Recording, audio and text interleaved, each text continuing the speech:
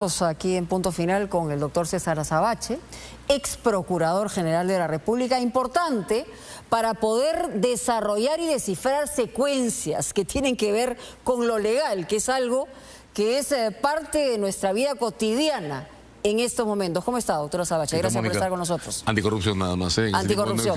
No existía la... Así es, anticorrupción, pero eso es bien importante porque tiene que ver con el trabajo que viene haciendo la fiscal de la Nación. Y por el otro lado, con la reflexión que hoy hace en una columna, pero además con la declinación de un procurador que ha durado 4 días. ¿Cómo descifra usted el momento legal? Es una escena crítica, ¿no? Yo creo que el primer movimiento de este acto, porque estamos en una pieza teatral de varias secuencias, fue ese anuncio que circuló en medios hace más o menos una semana que indicaba que la fiscal de la Nación se está preparando para presentar cargos contra Pedro Castillo ante el Congreso. Decisión difícil. En figura de acusación. En figura de denuncia constitucional, es el nombre que tiene. Lo que significa es pedirle al Congreso que active un proceso con ocasión a los cargos que está investigando. Ahí hay varias interpretaciones posibles. Pero claro, de inmediato, antes de discutir qué puede pasar, que es lo que debo decir en medios vinculados a los temas legales, estamos revisando, lo comentaremos de inmediato. Lo primero que creo que ha ocurrido es que los personajes de la historia han comenzado a cambiarse. ¿Quiénes? Mi impresión es que este cambio abrupto de la Procuraduría, hay que decir que la Procuradora anterior, la Procuradora General, estaba haciendo toda la tarea a favor de Pedro Castillo, ¿verdad? Nada que denunciar, nada que hacer, nada que preguntar, nada que decir. Y por eso ha sido sorpresivo este cambio. Por supuesto, porque ella ya era útil, de modo que reemplazarla solo me parece tiene sentido si entendemos que la defensa de Pedro Castillo estaba queriendo una Procuraduría más agresiva contra la Fiscalía. Porque para favorecerle, la señora ya estaba, ¿eh? Claro, pero hay que recordar que en el contexto es, sacan a Soria, ponen a esta procuradora que está predispuesta, digamos, a atender los intereses del gobierno. Exacto. Y la cambian sorpresivamente con un procurador que también, el día de hoy, se señala claramente que había sido sancionado por el Colegio de Abogados, estaba vinculado al caso de Fernando Ceballos. Correcto. Sale y dice, soy inocente, pero declino. Cosa además extraña, ¿no? Por eso, ese cambio solo se explica si alguien pretendía ser ya no solo pasivo, sino agresivo contra la Fiscalía en los casos contra Castillo. Entonces yo lo que creo leer en la escena es un cambio de fichas en el tablero, preparándose para lo que puede ser la denuncia o una denuncia de la Fiscalía de la Nación ante el Congreso contra Castillo. Entonces la secuencia completa que veo es el anuncio, el cambio del procurador, el mensaje de la fiscal de la Nación en el diario El Comercio, el día de hoy, que ha sido muy fuerte y muy claro, la tensión sobre esta intolerable designación del nuevo procurador, su renuncia. Y entonces la escena que sigue, todavía en reconstrucción, es la misma. Camino a la discusión en el Congreso. Pero la escena que sigue en la Procuraduría también tiene que ver con estos perfiles que puedan ser, digamos, de interés para el gobierno, para una postura más agresiva. Sí, de hecho, yo no quiero faltar el respeto a nadie, pero solo me imagino que una designación de este tipo responde a la necesidad de tener a alguien que le deba el puesto estrictamente a quien lo nombró y que esté dispuesto a hacer exactamente lo que le pidan, sea lo que sea.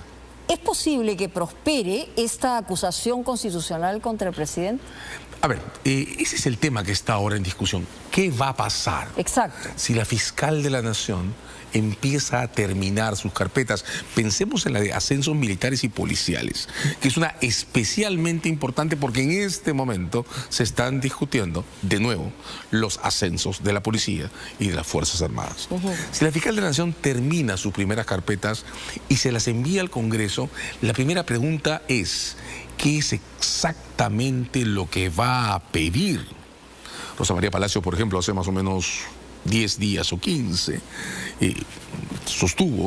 dijo en uno de sus programas que la fiscal de la Nación podría pedir que el artículo 117, nota al pie de página, el que protege al presidente de la República, sea inaplicado en atención a los convenios internacionales anticorrupción y que se proceda contra el presidente directamente. ¿Y usted cómo analiza esa posibilidad? Justamente, cuando Rosa María lanza eso, quien sale a contestar, o quien salió a contestar fue Víctor García Toma, expresidente del Tribunal Constitucional. Exacto. Y uno de los profesores de nuestro medio que es más enfático en la defensa del procedimiento de vacancia. Y lo que Víctor dijo fue que esa excepción no se podía utilizar porque para hacerlo los tratados sobre corrupción tendrían que haber sido aprobados por un procedimiento parlamentario especial con una votación especialmente calificada. Luis, el profesor Castillo Córdoba, en una conversación que publicamos la semana pasada, ha dicho otra cosa. Lo que él ha dicho es que el 117, el que protege al presidente, sí, no está pensado para crímenes de este tamaño. Y que desde el punto de vista de los valores que contiene la Constitución, no es aceptable que las protecciones del presidente de la República se dispensen a favor de alguien que es capaz de hacer cosas. O sea, ¿abriría esa posibilidad? Pero por supuesto, porque desde su punto de vista, el deber de investigación contra la corrupción, o sea, el espíritu la del fórmula 117 política, no era para la posibilidad de un robo de esta naturaleza. Y no era para proteger a alguien que puede meter a alguien que se dice llamar Lai Vázquez en el avión presidencial para que se escape, dicen que sea Venezuela. Entonces, Castillo Córdoba, que está fuera de la escena política, es un profesor universitario incuestionable, sostiene, y es una de las voces más fuertes en el derecho constitucional actual, que el 117 no funciona para esto. Entonces, viene una escena que no es de fácil resolución. Hoy día Víctor García Toma, en otro programa, ha cambiado una posición que tenía adoptada y ha pasado, junto con Omar Cairo y Walter Gutiérrez, a sostener además que los casos por infracción a la Constitución en el Congreso no tienen límites, que solo los tienen las acusaciones penales. Entonces, el debate que viene, Mónica, si la Fiscalía de la Nación decide presentar cargos ante el Congreso, no va a ser sencillo. El primer movimiento de la defensa de Castillo para protegerse en ese debate, que ha intentado ser cambiar al procurador, acaba de fracasar. Con lo que en este instante Castillo no tiene... Ahora, Castillo se está preparando, ¿no? Porque, por ejemplo, también está vinculado a defensas de el propio asesores del propio congresista Guillermo Bermejo. Estamos hablando de Noblecillas, de Atencio, que han estado entre agosto y septiembre yendo en varias oportunidades a Palacio de Gobierno a reunirse, y una de las oportunidades coincidió posteriormente con esta acusación contra la fiscal de la Nación. Quiere decir que, en otras palabras, así como se está formando una corriente para analizar, revisar el 117, por el otro lado, sí, se está afianzando el gobierno en el sentido de su propia defensa. En más de una banda, ¿no? Hay que recordar que el señor Noblecilla también estaba vinculado a aquel otro ministro de Defensa, el señor Barranzuela, que fue separado del cargo luego de este evento social. De modo que no es alguien que recién llega al entorno. No, para nada. Yo hablo de las fechas, de las coincidencias, pero por supuesto, de los vínculos, ¿no? Y de hecho el equipo legal de Bermejo ha tenido algunos éxitos en la defensa de Bermejo, de modo que en la lista de quienes pueden formar el colectivo de la defensa de Castillo, sin duda es alguien que anda alrededor. Pero creo que son dos los temas que tendrán que resolver ahora. ¿Cómo se paran en un discurso de defensa frente a lo que puede pasar si la Fiscalía de la Nación presenta esos cargos? Y creo que el discurso del Comercio de esta mañana es muy importante en ese sentido. Y segundo, ¿qué van a seguir haciendo en esta cadena de deterioro de instituciones públicas que están intentando subordinar hacia la defensa de Castillo? Porque están ahí la Procuraduría, este movimiento torpe que ha fracasado, muestra la intensidad de Pero el Estado, digamos, parece que se está quedando sin demasiadas herramientas para defenderse. Sin embargo, al costado ocurre lo que ha pasado en el Ministerio del Interior y en la Policía, ¿no? Donde la propia defensa de Castillo, que ahora ha hecho esta maniobra torpe respecto a la Procuraduría, ha intentado hace muy poco destituir al señor Colchado, que ha organizado su propia defensa. Ahí están los abogados López y Naldos, que han construyó un edificio de protección hacia él que ha llegado hasta una demanda de amparo para protegerle, y la defensa de Castillo ahí, en lo que se refiere al equipo de investigación, no ha podido avanzar. Sería ideal que se logre un equilibrio de ese tipo en la Procuraduría. O sea, yo creo que es muy difícil, sin embargo. De tira y afloje, es decir, miro por dónde se van moviendo, adelanto, digamos, una movida, y en todo caso retrocedo si es que veo que la cosa se evidencia. Pero es un tiro de floja desgastante, ¿no? Está la fuga de su hija que se entregó. La ciudadanía está al medio, ¿no? La ciudadanía está sufriendo los embates de Así es. Está la fuga de la hija, te decía, que se entregó. Está la renuncia del abogado, que regresó. Está el intento de destituir a Colchado, que se abandonó. Está ahora el tercer intento por intervenir la Procuraduría General de la República, que acaba de fracasar. De modo que el desgaste tiene dos direcciones. De un lado, muestra una defensa de Castillo que en cada movimiento baja un peldaño, digamos, con un piso fuerte, que es esa protección que tienen por votos frente a la vacancia, pero que sigue descendiendo. Y del otro lado, pero que está dispuesto a descender para protegerse, para defenderse y para mantenerse. Tengo la impresión que está dispuesto a mantenerse en este esquema porque el piso de la vacancia lo tienen teóricamente seguro.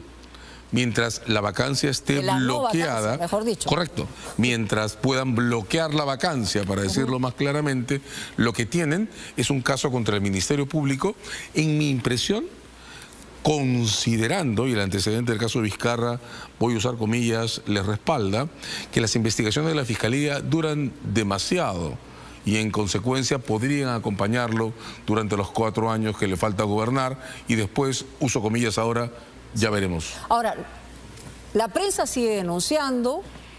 Todos los días y todos los domingos presentamos evidencias de una serie de debilitamiento institucional, vacíos dentro del poder, pero por el otro lado, pareciera que el presidente se afianza y el grupo de gente vinculado, con todo el desgaste que usted nos ha mencionado, pero el análisis es que se afianza en el poder y la gente tiene menos posibilidades de encontrar una salida, ¿no? Yo cambiaría la palabra afianza por aferra. Yo lo que creo es que en realidad... Válido. Yo tengo la impresión que Castillo está lanzando un mensaje. Esta forma corrupta, clientelista de manejar la presidencia puede sostenerse en el tiempo por los 5 años de gestión. Y es un mensaje terrible. Terrible. Terrible, porque además muestra la manera más perversa de instrumentalizar las protecciones constitucionales que, sin darse cuenta, nuestra tradición legal ha establecido. Nota al pie de página: Francia tuvo que soportar 12 años para poder llevar a juicio a Jacques Chirac, ¿verdad? La diferencia es que durante esos 12 años Francia seguía siendo gobernada. Los 5 años que nos está tomando discutir los casos de Castillo nos dejan en una situación de desgobierno espantosa. Ahora, obviamente, ya este es un tema político y es claro decirlo también. Por el otro lado, al presidente Pedro Castillo le conviene un factor perturbador como Antauro Humala. ¿Por qué? Porque finalmente en la visión estratégica que pueda tener alguien que está detrás del gobierno, podría señalar que es: miren lo que puede venir, o sea, quédense conmigo, ¿no? O sea, una cosa maquiavélica y también perversa, ¿no? A ver, yo me quedo con un paso anterior. Tengo la impresión que lo que más conviene a esta estratagema de la sobrevivencia sin futuro de Castillo es el enorme margen de confusiones que muestra el Congreso. Es un Congreso que, de un lado, tiene un colectivo que acaba de comenzar a ser investigado. La Fiscalía de la Nación ha anunciado que ha comenzado la investigación con los llamados niños, los aliados de las votaciones de Castillo. Bueno, es lo que hacen posible que no haya una vacancia. De hecho, y, ¿no? No solo una vacancia, porque la vacancia tiene, como lo hemos comentado antes alguna vez contigo, miles de objeciones prácticas y morales. Pero además de no haber vacancia, tampoco es un Congreso dispuesto a establecer ninguna de las reformas constitucionales o legales. Ahora, lo que tendrían que demostrar es que haya un... mejorar este marco. Claro, pero lo que tendrían que demostrar es que o que hay un alquiler de votos o que hay una venta de votos. De lo contrario, no podrían hacer nada más que eso, ¿no? Ahora, en cualquier caso, la evidencia lo que muestra es que la pasividad de este Congreso por encarar no solo la vacancia, sino, como insisto en decir, reformas legales y constitucionales que estabilicen el sistema, lo que muestra esto es que Castillo tiene institucionalmente la mejor escena posible para navegar voy a usar comillas, en una nueva versión del piloto automático hasta 2026. Entonces, en medio de esa escena... Pero volando bajo. Volando bajo, digamos, rampando. Una cosa de ese tipo. Ahora, porque gobernar no lo está haciendo. Dos preguntas. Primero, dentro de este panorama y frente a este Congreso, ¿qué va a hacer el Congreso eventualmente con una acusación constitucional si llega de la fiscal? Y por el otro lado, también algo que debiera hacer la fiscal de la Nación es ver qué cosa va a hacer con el tema de su hermana también, porque ahí hay una debilidad que es evidente. Sí, quieran verlo o no, es también una situación complicada. Y no sería responsable pasarlo por alto, ¿no? Las protestas por el modo en que se ha manejado el caso de la jueza Benavides, hermana de la fiscal de la Nación, han venido sectores muy importantes. Víctor Cubas Villanueva es un emblema de lo que ha sido el Ministerio Público en los últimos 30 años y ha sido una voz de protesta en esa demanda. Un colectivo muy serio como el de Justicia Viva, IDL, Cruzilva, sostiene también esa demanda. Diego García Sayán, que es además relator de Naciones Unidas para la Independencia Judicial de los Magistrados, ha expresado su protesta públicamente en el Diario República sobre esto. De modo que yo insisto y espero, aún espero, que la Fiscalía de la Nación se haga cargo que una pelea por la moralidad pública como la que representan los casos contra Castillo no puede sostenerse claramente sin resolver estos otros impases, que pueden tener otro nivel, pueden no ser valorados con la misma importancia por todos y por todas, pero que están en la mesa y estorban. Entonces, una salida institucionalmente clara, como por ejemplo tener un fiscal ad hoc, absolutamente independiente, claro, transparente, reconocible, que se encargue del caso de la jueza Benavides, podría permitir estabilizar esto y despejar la escena, de modo que se puedan encarar los casos con total claridad. Ahora, ¿qué va a hacer el Congreso? Bueno, yo temo que algunas de las opciones que puede plantear esta denuncia pueden requerir reformas hasta en el reglamento del Congreso, y que hay que hacernos cargo que estamos ante un Congreso que ha mostrado toda la intención de no cambiar nada en absoluto. Temo que nos estemos arriesgando ante un entrampamiento. Y temo que ante ese entrampamiento, el único recurso institucionalmente sólido que podemos contemplar es el esclarecimiento de la imagen de Pedro Castillo. Es decir, el desarrollo de nuestro derecho a saber la verdad, a poder medirlo en todos sus alcances. Mi impresión es que el mínimo que requiere la Fiscalía de la Nación para poder por lo menos proceder, es tener un procedimiento que le permita tener órdenes judiciales que protejan al equipo de investigación, que protejan los avances. ¿Usted cree que hay un plan para matar al señor Harvey Colchado? A ver, yo tengo que decir que en estos últimos meses, y esto ya ha sido difundido públicamente, han habido 1000 rumores de falsa inteligencia destinados a producir reacciones apresuradas, atolondradas y a confundir. Yo creo que el coronel Colchado tiene un nivel de visibilidad, el suficiente respaldo dentro de la propia policía y las comunidades de inteligencia como para no ser afectado de esa manera. Pero sí creo que en medio de todo este mar de confusiones hay en el medio una serie de fuentes encargadas de sembrar falsas noticias, temores, pánicos y de terminar de desestabilizarnos. No olvidarnos, Mónica, nos están sometiendo a una cadena repetida de manipulaciones y de decisiones ambiguas que tienen por único objeto debilitarnos como ciudadanos y ciudadanas. Y hay una última pregunta, en realidad es difícil hasta hacerla, porque lo que sentimos todos los peruanos, aparte del hartazgo, es que hay una naturalización de la corrupción que ya parece no afectarnos, ¿no? Sí. Yo creo que el mensaje es ese. Yo te decía hace un rato que mi impresión es que el único plan que Castillo tiene es llegar al 26 y demostrarnos que se puede ser presidente de este modo. Es decir, que se puede usar la presidencia de la República para articular un esquema clientelar de distribución ilegal de obras públicas y de ventajas. La forma de lograr que eso se establezca como modelo es normalizar la corrupción y dejarnos en posición de no tener ni capacidad de reacción ni capacidad crítica. Agotarnos al extremo que veamos tonterías como la que acaban de hacer en la Procuraduría General de la República ya sin protestar. Eso es normalizar, es banalizar la perversión en el manejo de lo público, es asfixiar los espacios de desarrollo de la ética pública, es dejarnos sin discusión de políticas públicas, Mónica, por Dios. Cuando Eduardo Vega entregó el Ministerio de Justicia, lo entregó con un libro entero, que era una actualización de las políticas de reforma de la justicia organizadas de la transición. Perdóname, Mónica, ¿cuántos minutos le ha dedicado el Ministerio de Justicia a discutir esas políticas públicas? Bueno, cero. Queda claro que también muchos de los miembros del gabinete, si no son todos, son utilitarios y son parte de esto que requiere un gobierno para mantenerse en las condiciones que acaba de definir. Estupidizarnos. O sea, me queda clarísimo. Estupidizarnos, de eso se trata. Muchas gracias. Encantado, a César Azabache por estar con nosotros, y nosotros vamos a un tema que